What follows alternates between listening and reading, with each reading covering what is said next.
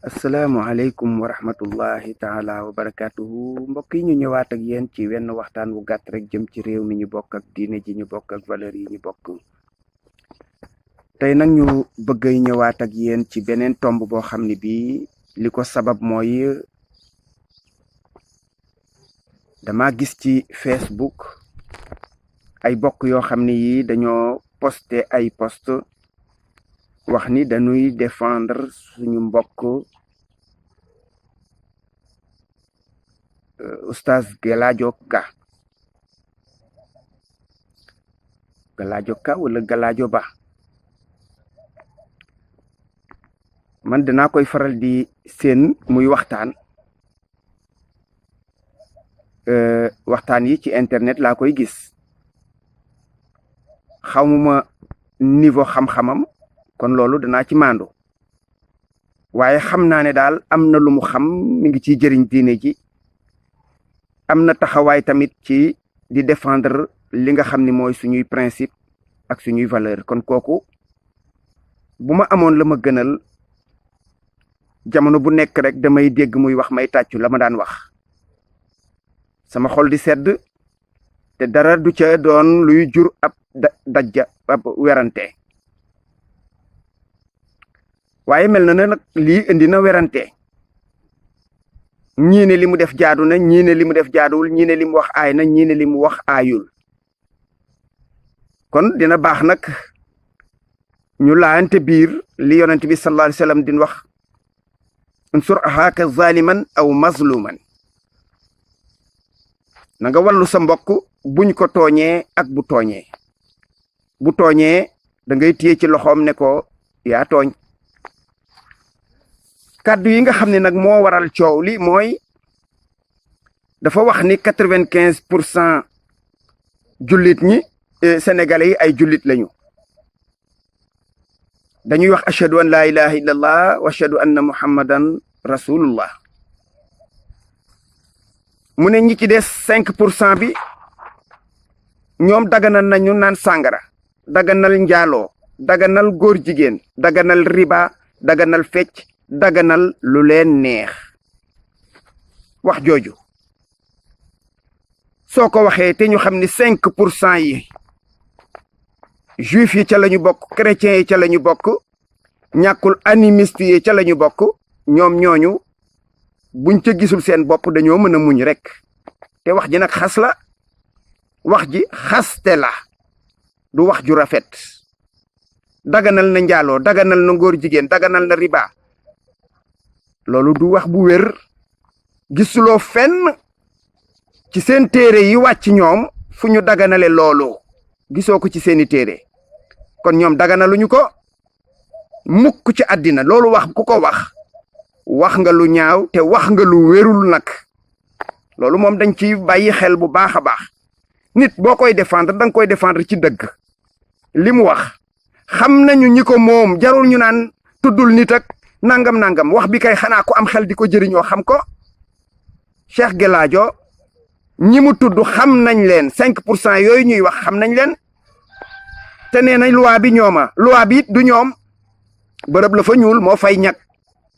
loi bi ci Sénégal bañ koy def du defuñu ko ci baasu christianisme wala judaïsme wala beneen diine xëy na l'islam defuñu ko ci waaye loola taxul nga ni ci ñoom moom loi bi déedéet te nag 95% musulman 5% leneen bu sàngara si ne wulee ñaay ci réew mi góor jigéen gi ne wulee ñaay kon xanaa 95% yi ñoo ci ëppale 5% yi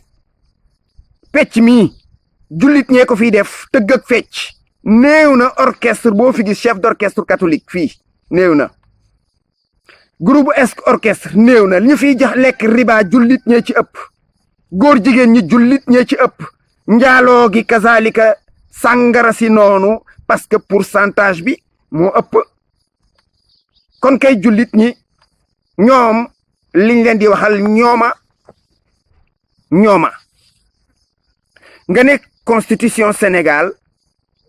1,8 ci lu wax xaala allahu xaala rasulullah